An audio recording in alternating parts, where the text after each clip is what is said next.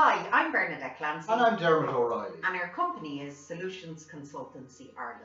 Now, we set up our company in 2014.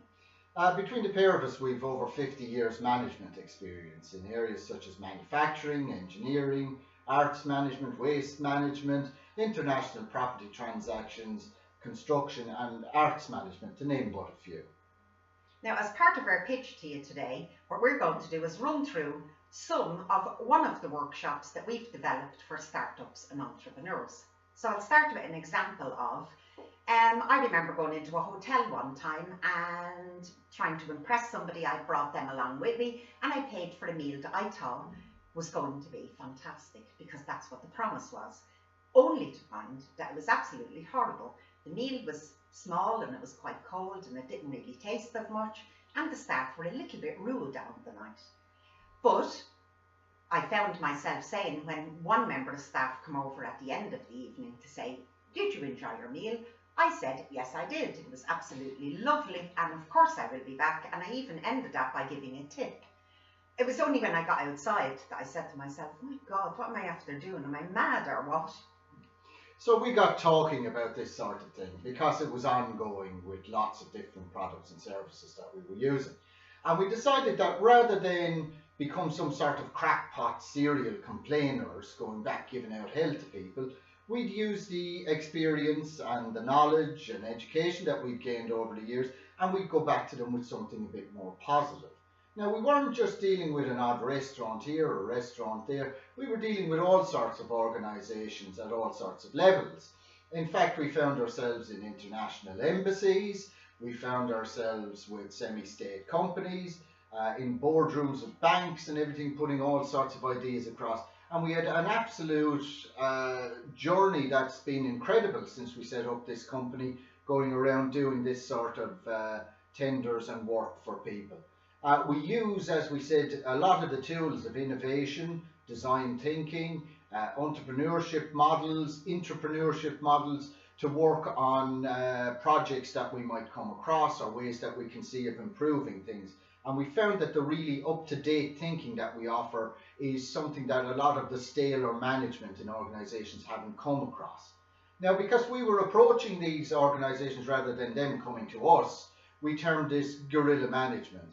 In a lot of cases, we were very well received. In some cases, it went down like we were coming in telling them how to do their jobs, and no matter what way we pitched it, it just didn't work for them. But usually it was quite well received. Aside from that, we found that there was lots and lots of different uses for the kind of design thinking approach that we were bringing to problems. And one of them was dealing with lots and lots of startups. So we got involved with a lot of organisations such as skill nets, local enterprise offices, and local development partnerships around the country, as well as all sorts of projects to do with tourism and local development, etc., that we came across. And we found that there was a huge need in what we do. So, as I'd like to say, I suppose at this stage, both of us would say apologies over the production values, but to use some of our terminology from startups, we're rapid prototyping this video in order to get it to you as soon as we can, because we would be extremely interested in working with your organisation. So we'll kick off on part of one of our workshops, which is applying innovation. It's a workshop that we do all over the country, basically. Okay, so we start off by asking the question, what the heck is innovation? And it's a word that if I hear once more, I'll absolutely scream, because it seems to be in every advertisement for everything. We've got Nissan with innovation that excites. We've got Invesco that have innovative pensions. I don't know how you have an innovative pension. I'm sure that it probably is, or there's some claim that they can put to it. Toshiba, that's leading innovation. I think Toyota is now saying it's a leader of innovation. So the word seems to be bandied around all the time with very little explanation as to what it is. And in fact, if you Google a definition for innovation, as Professor Steve Olson did, you come up with over 20 million solutions to it. So it really needs to be battened down a lot. We actually have the Department of Jobs, Enterprise and Innovation here, which seem to think that innovation is something to do with R&D, and that's what they support under their programs that they have.